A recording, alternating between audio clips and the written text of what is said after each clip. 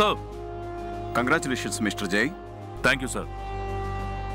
నువ్వు డ్యూటీలో జాయిన్ అయ్యే టైంకి నేను లేకపోవడం వల్ల విష్ చేయలేకపోయాను. No problem sir. Anyways thank you so much. ఇద్దరు ఇంపార్టెంట్ క్రిమినల్స్ గురించి చెప్పాలన్నారంట. ఎవరు సార్ వాళ్ళు? కానిస్టేబుల్, ఆ ఫైల్స్ జేక్యూ. ఆ 2 ఫైల్స్ చేసిన నేరాలకు సాక్ష్యాలు దొరకకుండా పోలీసులకు చిక్కకుండా తప్పించుకుంటున్న 2 నేరస్తులవి. ఎవరు సార్ వాళ్ళు? ఒకడు దుర్గాదాస్, ల్యాండ్ మాఫియా, మర్డర్లు, కిడ్నాప్లు ఇలా వాడు చేయని నేరం లేదు. అయినా వాడంటే ఉన్న భయంతో ఎవ్వరూ నోరు విప్పి సాక్ష్యం చెప్పరు. రెండో వాడు వాసుదేవ్.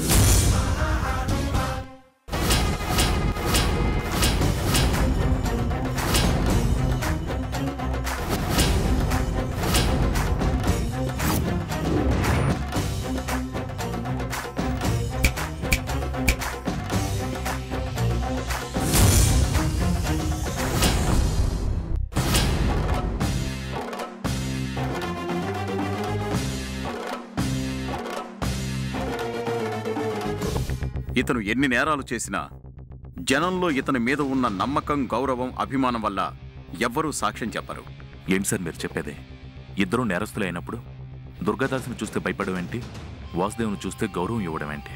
దుర్గాదాస్ అనేవాడు అనుకున్నది సాధించడం కోసం, వాడి స్వార్థం కోసం ఎంతకైనా తెగిస్తాడు. అందుకే వాడంటే భయం. వాసుదేవ్ జనాల కష్టాలకు, ప్రజలకు జరిగే అన్యాయానికి ఎదురు తిరిగి అండగా ఉంటాడు. అందుకే అతనంటే గౌరవం.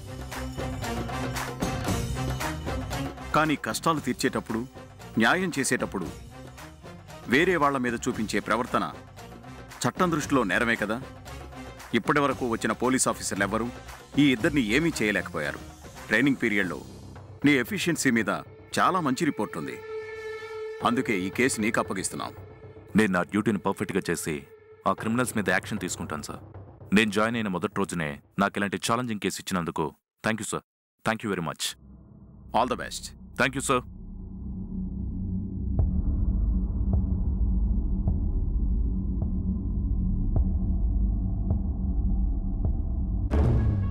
ఏయ్ క్రిమినల్, నా మొదటి కేసులో నేను నీ మీద యాక్షన్ తీసుకునే అవకాశం వచ్చిందంటే ఆ దేవుడు నా వైపే ఉన్నాడు. Get ready.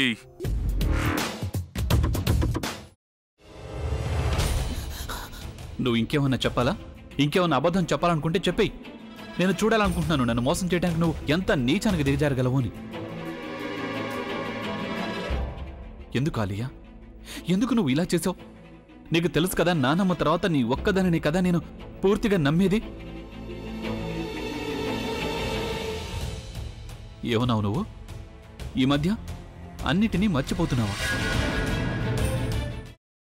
అది చాలు. వాటిలో ఉన్న శక్తి విషయాన్ని గ్రహించి మనకు వివరిస్తాయి.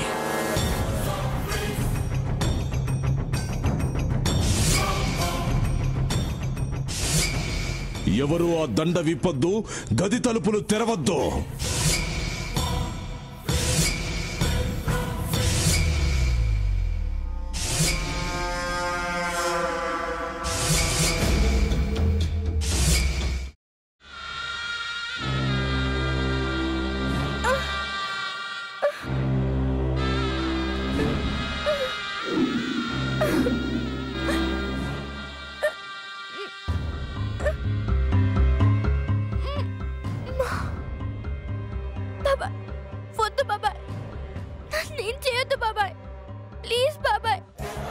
నిజం తెలిసినప్పుడే నా ఆలోచనలో నువ్వు చచ్చిపోయావు.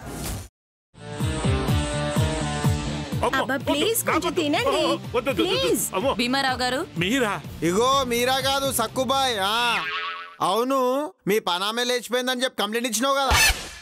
రేయ్, ఆయన కంప్లైంట్ ఇచ్చింది లేచిపోయిందని కాదు, కనిపించడం లేదు అని. అట్లానా? సరే మేడం. ఇడియట్. ఆ వంట మనిషి పేరేంటన్నారు? రత్తాలు మేడం. ఏం పెద్ద మంచి, నీ వంట మంచిని కూడా మేడం అని పిలుస్తావా? రేయ్ హాఫ్ బ్రెయిన్,